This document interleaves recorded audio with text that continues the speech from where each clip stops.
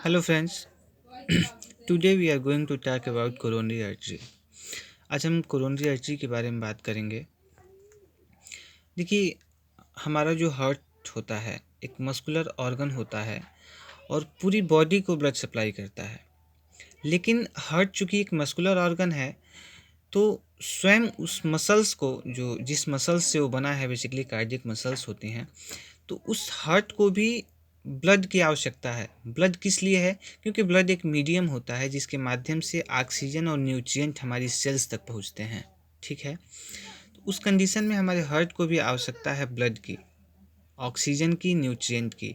तो हार्ट को सप्लाई करने के लिए एक विशेष आर्टरी होती है जिसे हम कहते हैं कोरोनरी आर्टरी। ठीक है, इसके विषय में हम बात करेंगे। Coronary arteries are arterial blood vessel of coronary circulation that transport oxygenated blood to human heart muscle।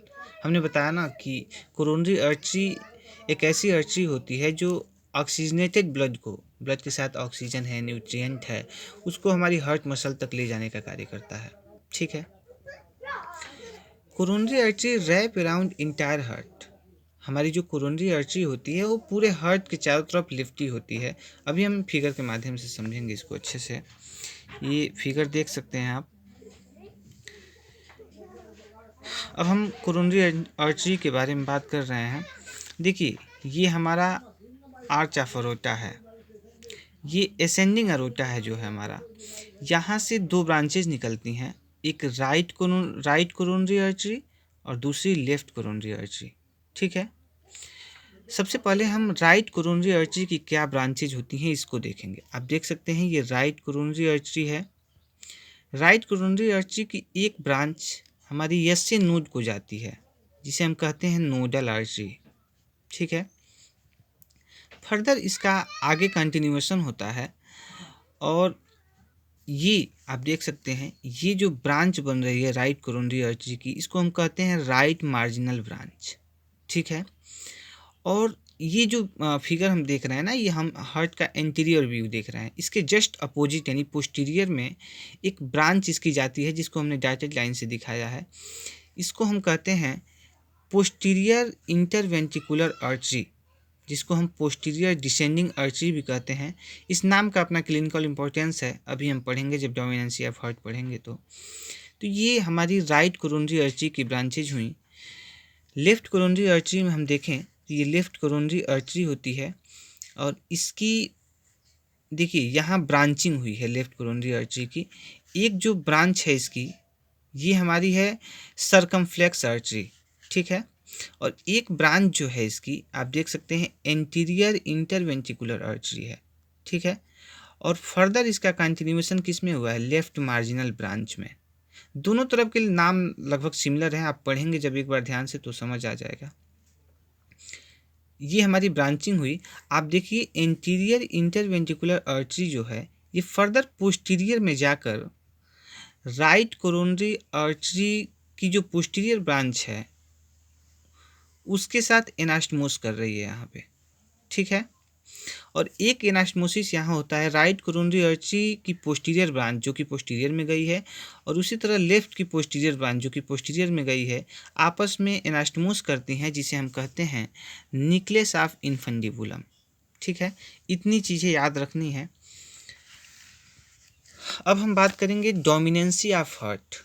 अक्सर पूछा जाता है कि हार्ट की डोमिनेंसी कैसी है या फिर हार्ट किस तरह से डोमिनेंट है। तो डोमिनेंसी का बेस क्या होता है ये हमको जानना है। किस आधार पे हम कहते हैं कि हमारा हार्ट राइट डोमिनेंस है या फिर लेफ्ट डोमिनेंस है। देखिए, हमने अभी यहाँ डिस्क्राइब किया था ये जो पोस्टीरियर देख सकते हैं पोस्टीरियर इंटरवेंट्रिकुलर आर्टरी है जिसको हम पोस्टीरियर डिसेंडिंग आर्टरी पीडीए भी कहते हैं। ये जो ब्रांच है इसके बेसिस पे हम हार्ट की डोमिनेंसी क्लियर करते हैं। ठीक है, आप देख सकते हैं when posterior interventricular artery, posterior descending artery arises from right coronary artery, then we can say heart is right dominant। Okay, मतलब जब पोस्टीरियर इंटरवेंट्रिकुलर आर्टरी अगर राइट कोरोनरी आर्टरी से एराइज हो रही है तो हम कहेंगे कि हार्ट हमारा राइट डोमिनेंट है। और वहीं जब पोस्टीरियर इंटरवेंट्रिकुलर आर्टरी अगर लेफ्ट कोरोनरी आर्टरी से राइज हो रही है तो हम कहेंगे कि हमारा हार्ट लेफ्ट डोमिनेंट है। ठीक है, ये रहा डोमिनेंसी ऑफ हार्ट। एक इम्पॉर्टेंट पॉइंट है नोडल आर्टरी के विषय में। ऐसा देखा जाता है कि 70% पीपुल में, अप्रॉक्स 70 to 80% पीपुल में जो हमारी नोडल आर्टरी होती है, हमने देखा था यहाँ हमने नोडल आर्टरी देखा था, यस्से नोड को राइट कोरोनरी आर्टरी की एक ब्रांच सप्लाई करती है जिसे हम कहते हैं नोडल आर्टरी।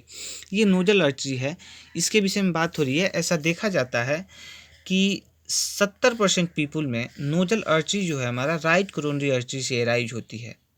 ठीक है, लेकिन इन 30% people nodal artery arises from left coronary artery. लेकिन 30% लोगों में ये भी देखा जाता है कि हमारी यही nodal artery left coronary artery से अराइज होती है। ठीक है, ये रहा हमारा कोरोनरी आर्टरी फिगर, आप लोग अच्छे से देख लीजिए। आप एक सिंपल नोट है, आप इसको बना सकते हैं। अब इसके क्लिनिकल इंपॉर्टेंस को हम नेक्स्ट वीडियो में जा करेंगे। बेसिकली CABG जो होता है कोरोनरी आर्टरी से रिलेटेड जो क्लिनिकल केसेज होते हैं, एक बहुत इंपॉर्टेंट केस होता है, उसके विषय में हम बात करेंगे। Thank you.